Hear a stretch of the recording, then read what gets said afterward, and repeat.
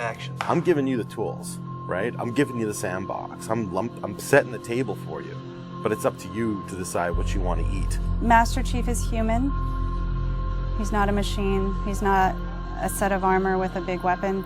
He's a human with resilience and courage. You know, and I was so looking forward to this moment because for Master Chief, you know, the stoic soldier, the man of few words, all that. But there was this progression, you know, in terms of his emotional side, even through the first 3 games. But this was going to be the great leap.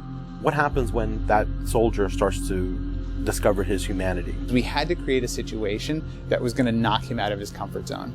The Master Chief has settled into this comfort zone of being the hero. You know, it's interesting. Early on, we talked about the hero's journey, and like, how do you have a hero's journey when he's already a hero? What are the sacrifices that you need to make in order to preserve something as precious as humanity? The journey is the important part. The growth is the important part.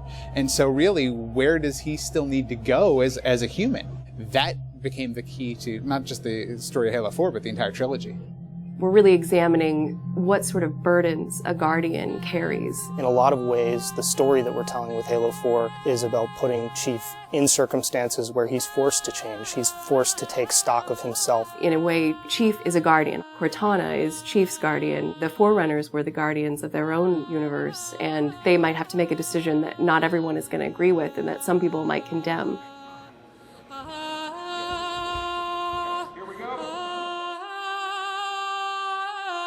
It's almost like you're a little kid and you're just playing make-believe again.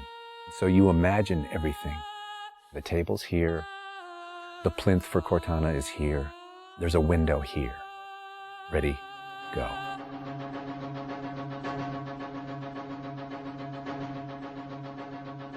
How can we immerse the player even more in this world that we've built around them? I'm not doing this for mankind. How can we have Chief have to deal with his own humanity? Everything had to be predicated by what the character needs were and what direction the characters needed to go in. The art direction specifically for Halo 4 isn't about creating an emotional tone for Halo 4, it's about creating an emotional tone for every single moment and experience that the player needs to understand. Similar to what we said is that, you know, we build what we need to see. We can't look too far this way, it starts to fall apart. But back in here, things are looking good. Film is like, I'm going to create something and it's going to be awesome and I'm going to polish it and I'm going to own it, but I'm going to share it with you, which is very different than game storytelling, which is I'm going to give you all the tools, I'm going to give you all the possibilities, and it's up to you to discover it. Answering questions and answering the directions that the narrative had already taken defined the path forward for us as we started to tell the story. We're always telling these huge, big stories. You've got Infinity, it's the biggest ship that has ever been launched. We've got Requiem, which is like the biggest Forerunner artifact we've ever found. But in the middle of all of that, we've got this very small personal story between Master Chief and Cortana. You tell a story with every detail that you put into a game. Immersion is really what allows somebody to believe your universe and also to become emotionally caught up in your universe. Ready to get back to work? I thought you'd never ask. How do we make sure the sights and the sounds and the things that they're feeling as a player inhabiting that suit really comes through more clearly? And you know, technology has allowed us to do that with much higher fidelity than back in the CE days. Okay, so those are definitely bigger ones. Yeah, those start to get... Just because we've got more people. Let's roll video. Yeah. So this will be just video and audio only, no face, no mocap. In that case, you won't mind if we return the favor. As we design these things, we put together the best plan. Until it actually touches an actor, it lacks humanity. Having the ability to work with the actors on stage, capturing their face, body, and voice at the same time, really gives us an opportunity to create an immersive experience for the actors. Working at Giant, we could have at least 8 actors in the same volume at the same time. And so the objects that they're acting around and the people that they're acting with, against, through, and toward are there in the scene with them. And it makes a huge difference. We sent out a breakdown for the characters and how we wanted them to feel. We ended up getting 80 or 90 submissions back through our casting team. Casting for the Master Chief is tough. You need a performer that has a really raw physicality to him, and yet he has to, within the confines of this suit, be able to relate and relay emotion. I like to express myself. I freely do it. I wholly do it. I enjoy it.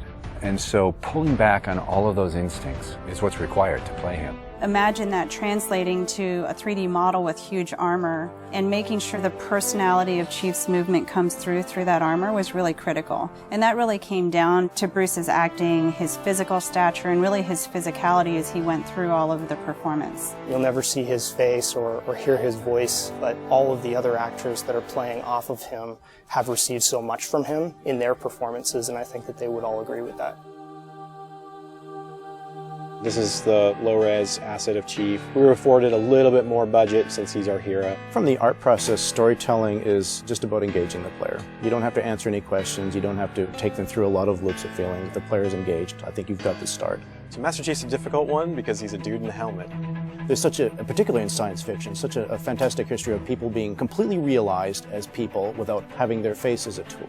For us, it's making him feel like a real person. We have a nude male sculpt, and then from there we sculpt it on physically a tech suit. And on top of this, guys, when we spend time just doing all the details and trying to add some of that functionality, even little bits here and there like Braille, and this just reads 117.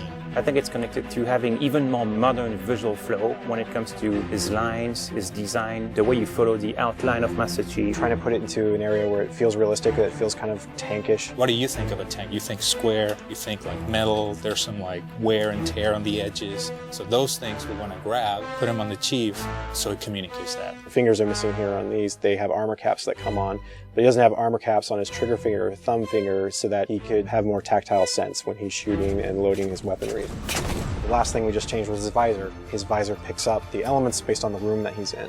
We want to take every inch of the character to tell a story as much as we can. Above all, he still needs to connect to the player and they still need to understand him as being that character. It's somebody who's been very loved over the last 10 years.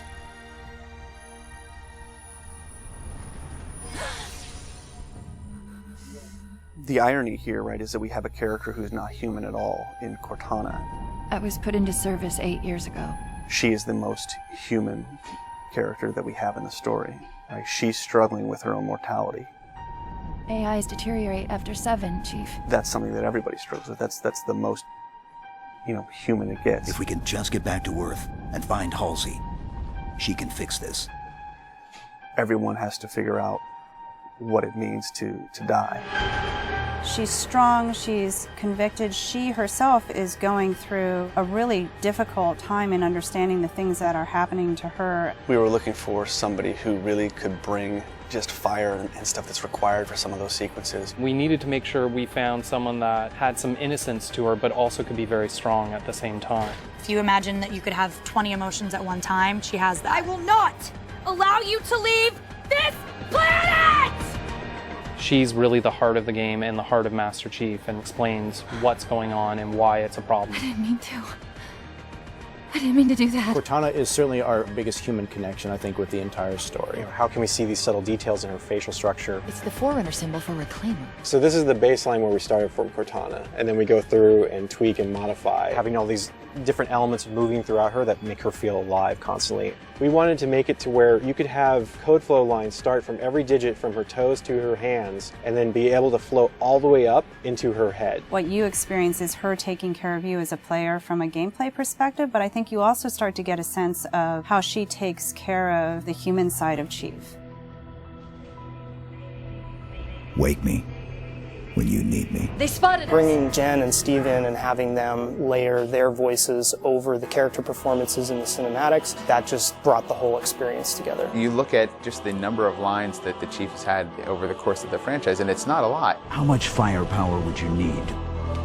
And yet people will immediately call you out on the Master Chief's voice being something very distinctive and important to them. The funny thing is that they've had this off-screen chemistry because they didn't actually meet until last year. Not only is this the first time they've ever sat together on a panel, this is the first time they've ever been in the same room or even met. So seeing them meet and seeing them have that chemistry in real life and seeing how they acted together in scenes just felt like we just missed this opportunity for all these years to actually get them together and get something even more memorable and more exciting out of them. In the beginning, they were great choices for those characters. Steve has this very stoic personality that comes through in his few words. The same way Jen's voice is confident and it's strong, but it can also be playful.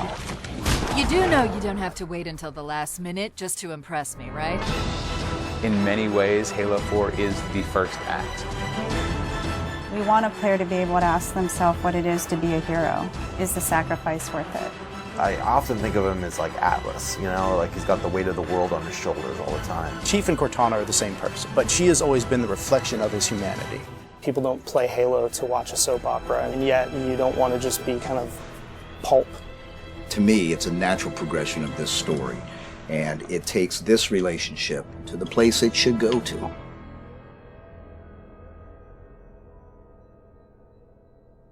Don't make a girl a promise you can't keep.